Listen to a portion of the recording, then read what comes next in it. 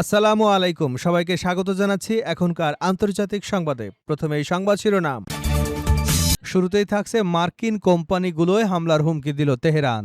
Donald ট্রাম্পের নেতৃত্বাধীন যুক্তরাষ্ট্র তেহরানকে যুদ্ধ বন্ধের চুক্তিতে বাধ্য করতে অর্থনৈতিক যুদ্ধ শুরু করলে মার্কিন কোম্পানিগুলোয় হামলা চালানোর সরাসরি হুমকি দিয়েছে ইরান। এবারে জানাবো কলকাতায় গিয়ে বিপদে হাজার হাজার বাংলাদেশি। কলকাতা নিউ মার্কেট এলাকায় একের পর এক হোটেল বন্ধ হয়ে যাওয়ায় বিপাকে পড়েছেন সেখানে অবস্থানরত হাজারো বাংলাদেশি পর্যটক। মির্জা গালিব স্ট্রিট শিখা ইন হোটেলে ভয়াবহ অগ্নিকাণ্ডে ৯ জনের মৃত্যুর পর অগ্নি নিরাপত্তা বিধি মানা হচ্ছে কিনা তা যাচাইয়ে নতুন অভিযান শুরু করেছে কলকাতা পুলিশ। আর এতেই ভোগান্তিতে পড়েছে বাংলাদেশি পর্যটকরা। জানাবো অর্থনৈতিক যুদ্ধে প্রতিবেশীদের কড়া হুঁশিয়ারি ইরানের। তেহরানের উপর অর্থনৈতিক অবরোধ এবং চাপ সৃষ্টির নতুন পদক্ষেপের বিরুদ্ধে কড়া হুঁশিয়ারি উচ্চারণ করেছে ইরান। দেশটির সর্বোচ্চ জাতীয় নিরাপত্তা পরিষদের নবনিযুক্ত প্রধান মহসিন রেজাই জানিয়েছেন, প্রতিবেশীরা যদি ওয়াশিংটনের অর্থনৈতিক যুদ্ধে সামিল হয় তবে তাদের শত্রু হিসেবে গণ্য করে তাদের স্বার্থে আঘাত হানা হবে। জানাবো জায়গা না পেয়ে দাদার কবরেই বাবাকে দাফন করলেন ছেলে। গাজায় ইসরায়েলি হামলায় নিহত বাবাকে দাফন করতে গিয়ে কবরে জায়গা পাননি ২০ বছর বয়সী ওমর আল সাউহি।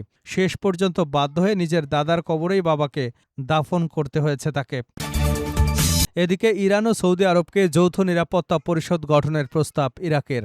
ইরান ও সৌদি আরবের মধ্যে একটি যৌথ নিরাপত্তা পরিষদ গঠনের প্রস্তাব দিয়েছে ইরাক। দুই আঞ্চলিক পরাশক্তির মধ্যে আস্থার সংকটের কথা উল্লেখ করে এই প্রস্তাব দেওয়ার বিষয়টি জানিয়েছে এক জ্যেষ্ঠ ইরাকি কর্মকর্তা। খবর আনাদুলুর।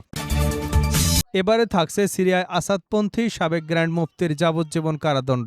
সিরিয়ার ক্ষমতাচ্যুত প্রেসিডেন্ট বাশার আল আসাদের আমলে দীর্ঘ ১৪ বছরের গৃহযুদ্ধে সহিংসতায় উস্কানি এবং বিচার বহির্ভূত হত্যাকাণ্ডকে বৈধতা দেওয়ার দায়ে দেশটির সাবেক প্রধান ধর্মীয় নেতা গ্র্যান্ড মুফতি আহমদ বদরুদ্দিন হাসুনকে যাবজ্জীবন কারাদণ্ড দিয়েছে আদালত।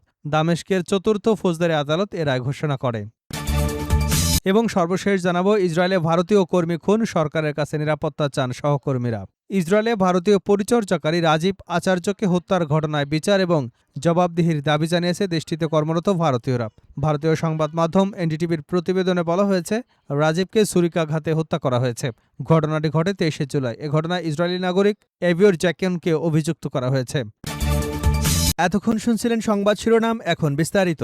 তার আগে আপনি যদি ইরানের পক্ষে থাকেন তাহলে চ্যানেলটি সাবস্ক্রাইব করে ভিডিওতে একটি লাইক দিন আর কমেন্টসে লিখুন স্ট্যান্ড উইথ ইরান। মার্কিন কোম্পানিগুলোয় হামলার হুমকি দিল ইরান। ডোনাল্ড ট্রাম্পের নেতৃত্বাধীন যুক্তরাষ্ট্র তেহরানকে যুদ্ধ বন্ধের চুক্তিতে বাধ্য করতে অর্থনৈতিক যুদ্ধ শুরু করলে মার্কিন কোম্পানিগুলোয় হামলা চালানোর হুমকি দিয়েছে তেহরান। খবর দ্য টেলিগ্রাফের।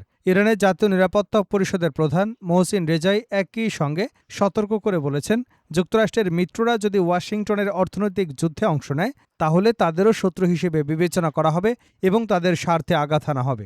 বুধবার ট্রাম্প ঘোষণা করেছিলেন, ইরানের বিরুদ্ধে নজিরবিহীন মাত্রায় অর্থনৈতিক যুদ্ধ ও বিচ্ছিন্নতা আরোপ করা হবে। এরপর শনিবার রেজাই দাবি করেন, যুদ্ধে ইরানের হাতে এখনও অতিরিক্ত চাপ প্রয়োগের সুযোগ রয়েছে। ইরানের রাষ্ট্রীয় গণমাধ্যমকে তিনি বলেন, এখন পর্যন্ত আমরা শুধু সামরিক ঘাঁটিগুলোয় হামলা চালিয়েছি, কিন্তু তারা যদি আমাদের উপর অর্থনৈতিক নিষেধাজ্ঞা আরোপ করতে চায় তাহলে যুক্তরাষ্ট্রের তেল এবং অর্থনৈতিক কাঠামোগুলো ইরানের আশপাশে এবং অন্যান্য জায়গায় রয়েছে, সেগুলোতেও আমরা হামলা চালাব। ট্রাম্প তার পরিকল্পনা বাস্তবায়ন করলে যুক্তরাষ্ট্রের সঙ্গে ইরানের সংঘাত ভূমিকম্পের মতো হবে বলে হুঁশিয়ারি দেন রেজাই। কয়েক মাসের মধ্যে এই প্রথম ইরান মার্কিন এবং পশ্চিমা ব্যবসা প্রতিষ্ঠানে হামলার হুমকি দিল বলে মনে করা হচ্ছে। একই সঙ্গে দেশটির তেল কোম্পানিগুলোর কথাও স্পষ্টভাবে উল্লেখ করা হয়েছে।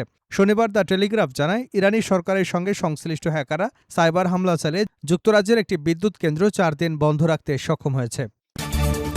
কলকাতায় গিয়ে বিপদে হাজার হাজার বাংলাদেশি।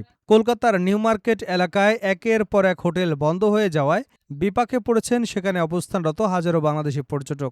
মির্জা গালিব স্ট্রিটের শিখা ইন হোটেলে ভয়াবহ অগ্নিকাণ্ডে ৯ জনের মৃত্যুর পর অগ্নি নিরাপত্তা বিধি মানা হচ্ছে কিনা তা যাচাই অভিযান শুরু করে কলকাতা পুলিশ, পৌরসভা, দমকল এবং বিদ্যুৎ বিভাগ। মাত্র ২ দিনের ব্যবধানে কলকাতার মিনি বাংলাদেশ খ্যাত মার্কুইস স্ট্রিট, কলিন স্ট্রিট, সদর স্ট্রিট এবং মির্জা গালিব স্ট্রিটে বন্ধ করে দেওয়া হয়েছে ২ শতাধিক হোটেল। এমন অবস্থায় বিপাকে পড়েছেন হাজার হাজার বাংলাদেশি পর্যটক। পর্যটক সুরক্ষা জিরো টলারেন্স অবস্থান নেবার কথা আগেই জানিয়েছিল শুভেন্দু অধিকারী সরকার। মির্জা গালিব স্ট্রিটের ভয়াবহ অগ্নিকাণ্ডের পর ওই দিন সন্ধ্যা থেকেই অগ্নি নিরাপত্তা ব্যবস্থা খতিয়ে দেখতে অভিযান শুরু করে নিউ মার্কেট থানার পুলিশ। উপমুখ্যমন্ত্রী অগ্নিমিত্রা পাল নিজেই অভিযানে অংশ নিয়ে বেশ কয়েকটি হোটেল বন্ধ করেন। এর মধ্যে কলকাতা পুলিশ, কলকাতা পৌরসভা, দমকল এবং সিইএসসি এর সমন্বয়ে একটি তদন্ত কমিটি গঠন করা হয়েছে। কমিটিটি কলকাতার ৩,৫০০-এরও বেশি হোটেলের নিরাপত্তা বিধি পর্যালোচনা করবে। বৃহত্তর কলকাতার ক্ষেত্রে এই তদন্ত কমিটি এতটা সক্রিয় না হলেও নিউ মার্কেট এলাকায় রীতিমতো কড়া অবস্থান নিয়েছে এই কমিটি।